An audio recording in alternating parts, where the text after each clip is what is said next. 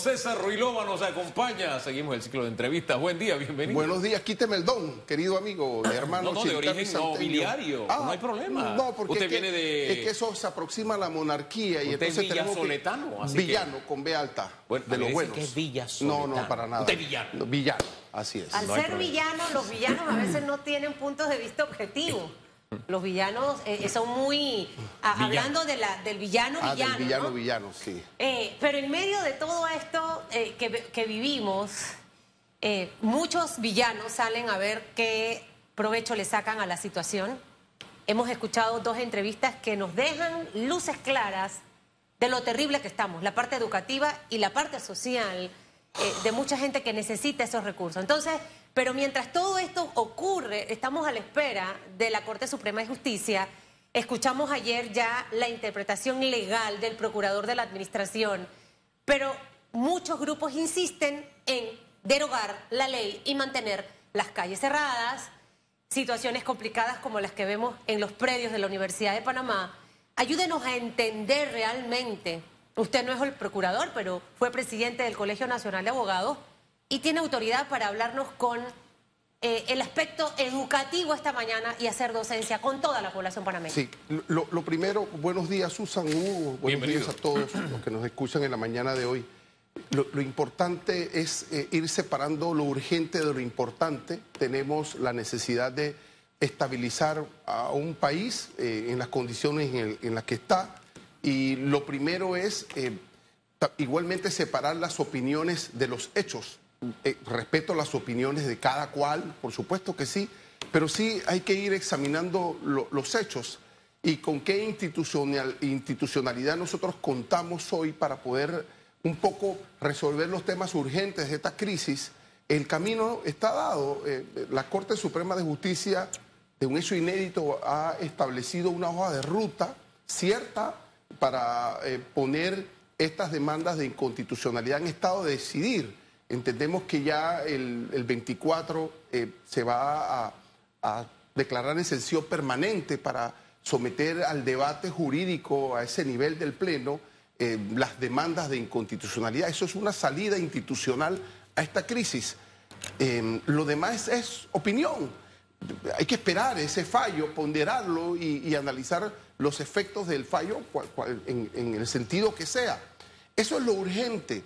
Y lo importante es analizar que nos hemos quedado con pocos instrumentos institucionales y democráticos para resolver una crisis como esta. Les lanzo, miren, una idea.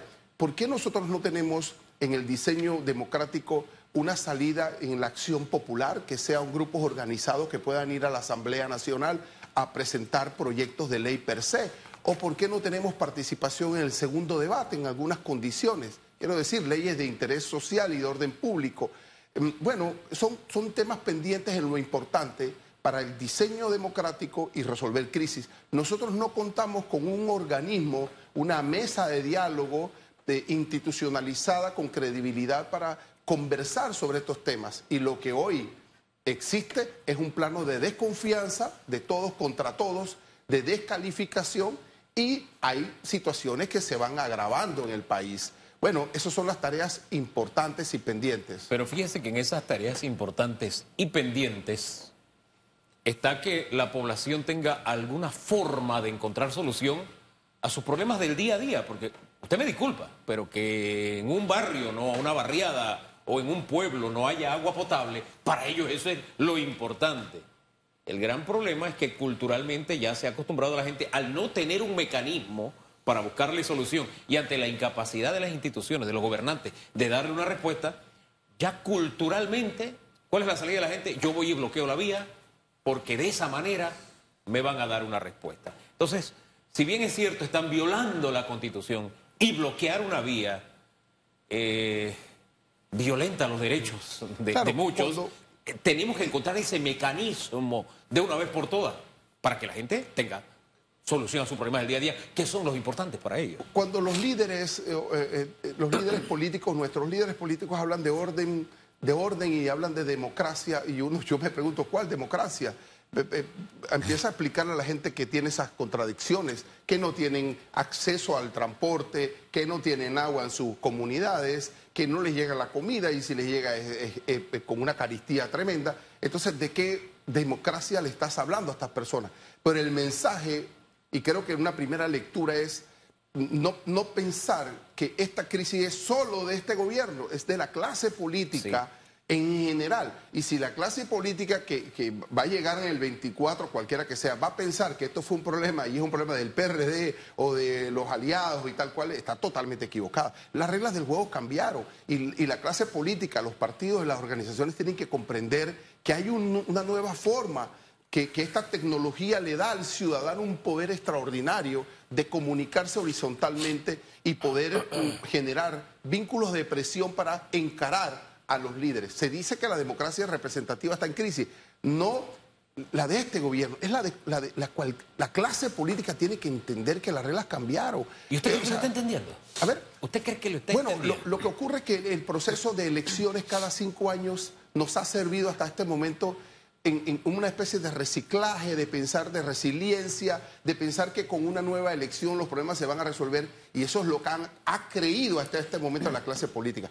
Creo que con la crisis de julio del año pasado, con esta crisis, si no hay una regulación, un control o una autorregulación interna de la clase política, creo que vamos hacia un mal sendero. Y esos son los diálogos pendientes en lo importante. Lo demás, tenemos un tremendo problema de confianza o de desconfianza. No podemos. Hay aquí organismos, grupos que es pura descalificación, descrédito. Bueno, eso hay que tratar de componerlo y ubicar. Ahora, dentro de lo que usted acaba de mencionar, el aspecto legal, nos quedan pocos instrumentos legales, ¿no? Me voy a centrar un poco en el aspecto legal, que es en este momento quizás lo complicado de entender por la cantidad de opiniones que muchos de los abogados dieron e interpretaron de este caso. Cuando veía las imágenes de los docentes escuchando al procurador de la administración, en algunos veía, estoy entendiendo, en otros estoy cerrado y no es así. Entonces, pocos instrumentos legales, ¿qué significa en este momento? Ya nos toca en realidad, y a todos estos que insisten en mantener vías cerradas, abrir, esperar lo que pasa en la Corte, o sea, en orden de prioridad, ¿cómo deberíamos ir? Sí. Yo hablaría no de instrumentos legales, Susan, yo hablaría de salidas democráticas, ¿ya? Okay. De salidas democráticas. Si dentro de la crisis la salida democrática es la derogación de la ley, entonces hay que poner en perspectiva las competencias, las fórmulas de activar el Ejecutivo con el Legislativo para una potencial derogatoria. Es una salida democrática. El sentido común, se puede hacer la derogatoria. El sentido común me dice a mí que no es la salida democrática, porque esos dos órganos tuvieron la oportunidad en el proceso de contratación, hablo del Ejecutivo, y de ratificación y de asunción de la ley, de generar los controles sobre ese contrato. Fallaron, no lo hicieron, fallaron, y aquí lo dijimos, no ahora que estamos en la crisis, aquí siempre advertimos que no era posible, que había que tener los controles. Ambos órganos del Estado fallaron. ¿Y qué ha quedado?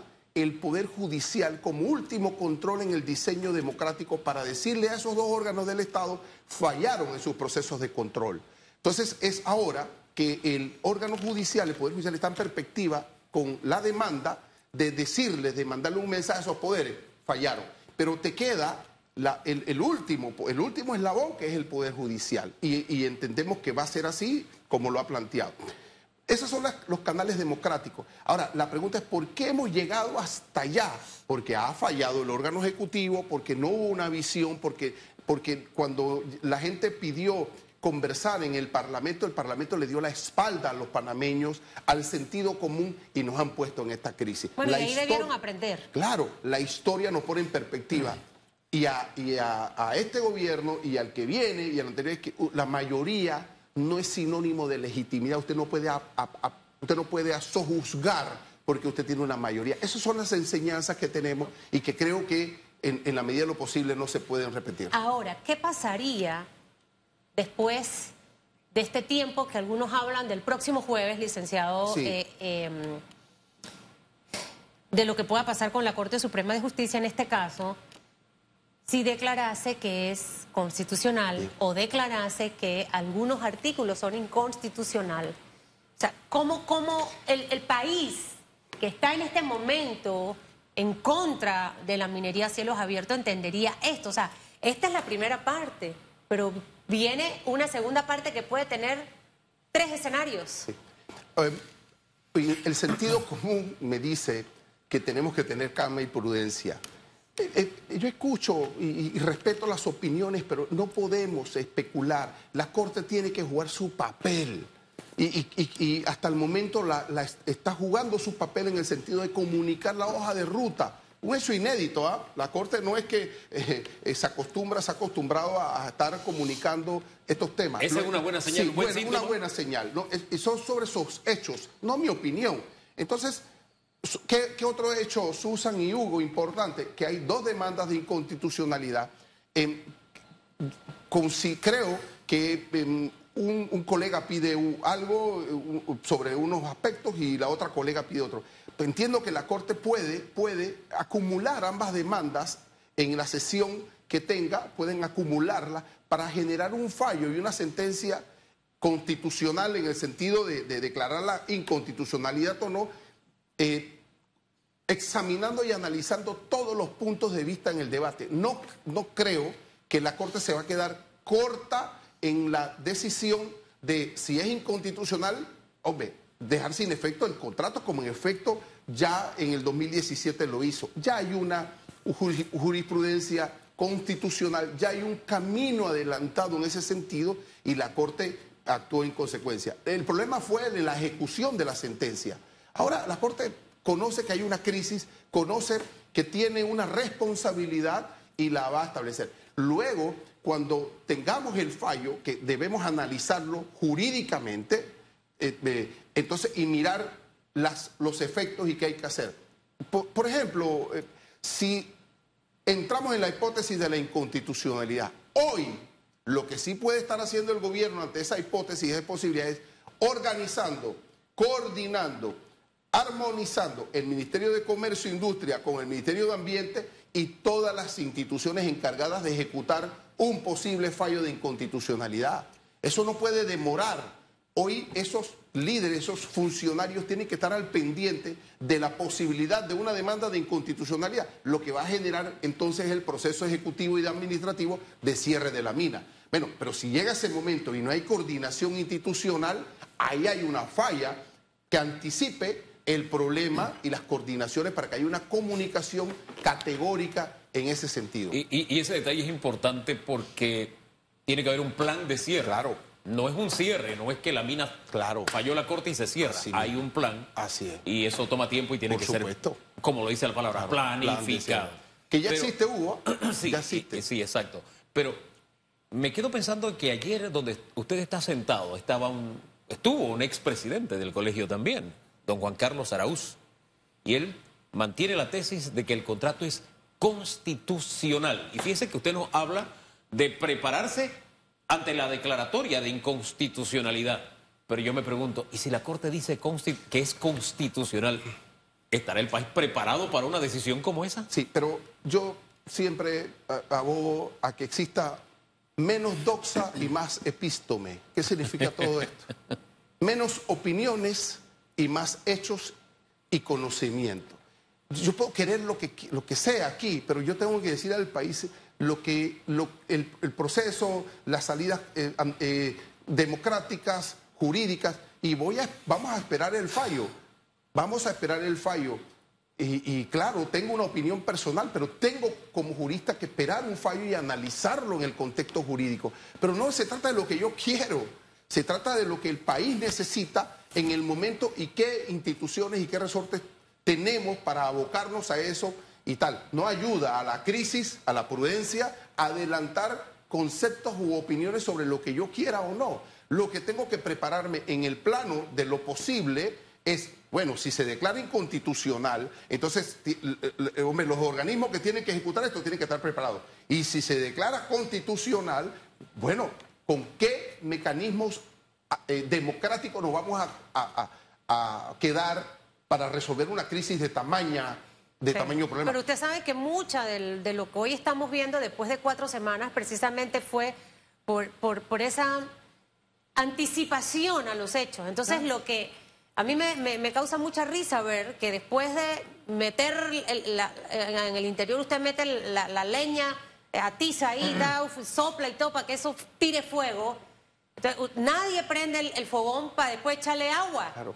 Porque va a ser difícil que lo vuelva a prender. Entonces, es complicado. Entonces, hemos visto mucho de esto, lastimosamente, en algunos casos de oportunismo político, otros oportunismo taquillero. Y ahora llevamos 5 semanas de estar en una situación complicada. Por supuesto.